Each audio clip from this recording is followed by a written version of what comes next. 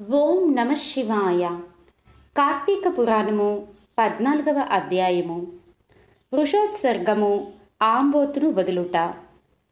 రాజా, కార్తీక మాసంలో ఆచరించవలసిన మరికొన్ని ధర్మాలు చెప్తాను, ఆలకించు అని ఈ విధంగా చెప్పసాగాడు వశిష్ఠులు వారు. కార్తీక పౌర్ణమి రోజున పితృదేవతలకు ఇష్టమైన వృషోత్సర్జనము చేయుట, శివలింగ సాలగ్రామమును దానం చేయుట, ఉసిరికాయలు దక్షిణతో దానము చేయుట మొదలగు పుణ్య కార్యములు చేస్తే పూర్వపు జన్మలో చేసిన అన్ని పాపముల నుండి విముక్తులగుదురు. వారికి 1,000,000 యాగములు చేసిన ఫలము దక్కును. పితృదేవతలు తమ వంశమునందు ఆంబోతునకు అచ్చువేసి ఎవరు వదులుతారో అని ఎదురు చూస్తూ ఉంటారు. కనుక పితృదేవతల సంతోషం కోసం ఆంబోతును వదలాలి. ఆ విధంగా చేస్తే 1,000,000 యాగాలు చేసిన ఫలం వస్తుంది. అట్లు చేయనివాడు రౌరవాది నరకములో అనుభవించుటయే కాక వాని బంధువులను కూడా నరకములో పడినట్లు చేయును. కావున ప్రతి సంవత్సరం కార్తీక మాసమున తన శక్తి కొలది దానము చేసి, నిష్ఠతో వ్రతము చేసి, సాయంకాల సమయమున శివకేశవుల ఆలయములలో దీపారాధన చేసి, ఆ రాత్రి అంతయు జాగరణ ఉండి, మరునాడు తమ శక్తి కొలది బ్రాహ్మణులకు సన్యాసులకు భోజనం పెట్టినవారు ఇహ పరములందు అన్ని సుఖములను అనుభవించి చివరకు కైలాస ప్రాప్తి కలుగును. కార్తీక మాసములో చేయరాని పనులు. ఈ మాసమునందు పరాన్న భక్షణ చేయకూడదు, ఇతరుల ఎంగిలి తినకూడదు, శ్రాద్ధ భోజనం చేయకూడదు, నీరుల్లిపాయ తినరాదు, నువ్వులు దానము తీసుకొనరాదు, శివార్చన సంధ్యావందనము చేయనివారు వండిన వంటలు తినకూడదు. పౌర్ణమి, అమావాస్య, సోమవారముల నాడు మరియు సూర్య చంద్ర గ్రహణపు రోజులయందు భోజనం చేయరాదు. కార్తీక మాసము నెల రోజులు కూడా రాత్రులు భుజించకూడదు. ఏకాదశి, ద్వాదశి వ్రతములు చేయువారు ఆ 2 రాత్రులు తప్పనిసరిగా జాగరణ చేయవలెను. ఒక్క పూట మాత్రమే భోజనం చేయవలెను. కార్తీక మాసములో నూనె రాసుకొని స్నానము చేయకూడదు. పురాణములను శాస్త్రములను విమర్శించరాదు. కార్తీక మాసమున వేడి నీటితో స్నానం చేయకూడదు. చేసిన అది కళ్ళుతో సమానమని బ్రహ్మదేవుడే చెప్పాడు. ఒకవేళ అనారోగ్యంతో ఉండి కార్తీక మాస వ్రతము విడవకుండా చేయవలనన్న నిబంధన ఉన్నవారు మాత్రమే వేడి నీటి స్నానము చేయవచ్చును. ఈ విధంగా చేయువారు గంగా, గోదావరి, సరస్వతి, యమున మొదలగు పుణ్య నదుల పేర్లను మనసులో స్మరించి స్నానము చేయవలెను. ఏ నది తనకు సమీపంలో ఉంటే ఆ నదిలో ప్రాతకాలమున స్నానం చేయవలెను. ఒకవేళ నదులు అందుబాటులో లేనప్పుడు బావి దగ్గర కానీ చెరువునందు కానీ స్నానం చేయవచ్చును. ఆ సమయంలో గంగేచ యమునే చైవ గోదావరి సరస్వతి నర్మదా సింధు కావేరి జలస్మిన్ సన్నిధిం కురు అని చదువుచు స్నానము చేయవలెను.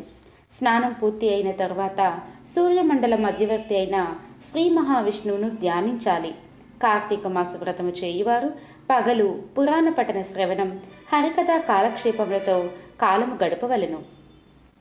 సాయంకాలమున సంధ్యావందనాది కార్యములు ముగించి పూజా మందిరంలో ఉన్న శివుణ్ణి శాస్త్రోక్తముగా ఈ క్రింది నామాలతో పూజించవలెను.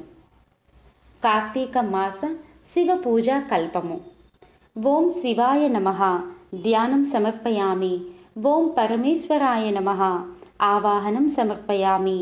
ఓం కైలాసవాసాయ నమః నవరత్న సింహాసనం సమర్పయామి.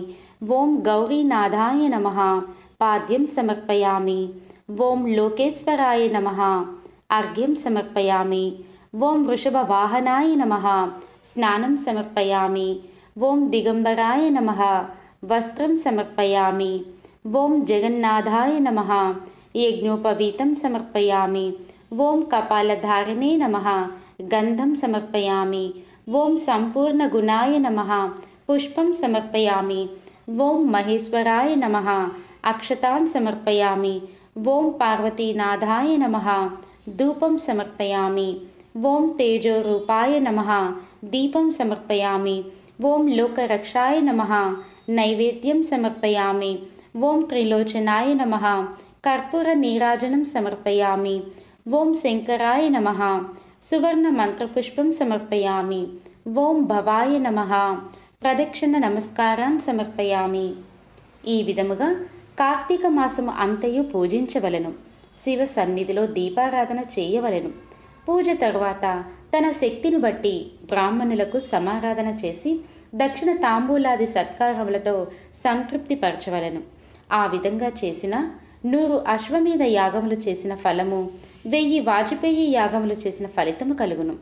కార్తీక శుద్ధ చతుర్దశి నాడు పళ్ళు దానం చేసిన వారి సంతతి అభివృద్ధి చెందును. ఉపవాసం ఉండి శివారాధన చేసి నువ్వుల దానం చేసిన వారికి కైలాస ప్రాప్తి కలుగును. ఈ కార్తీక మాసము నెల రోజులు బ్రాహ్మణ సమారాధన, శివకేశవుల సన్నిధిలో నిత్య దీపారాధన, తులసికోటి వద్ద కర్పూర హారతులతో దీపారాధన చేసినచో వారు వారి వంశీయులు పితృదేవతలకు మోక్షం కలుగును. శక్తి కలిగి ఉండి కూడా ఈ వ్రతము ఆచరించని వారు అనేక విధములైన 100 జన్మలు ఎత్తి తర్వాత నక్క, కుక్క, పంది, పిల్లి, ఎలుక మొదలగు జన్మలు ఎత్తుదురు. ఈ వ్రతము శాస్త్రోక్తకముగా ఆచరించినచో 15 జన్మల యొక్క పూర్వ జ్ఞానము కలుగును. వ్రతము చేసినను, పురాణము చదివినను విన్నవారికి సకల ఐశ్వర్యములు కలిగి మోక్షప్రాప్తి లభించును.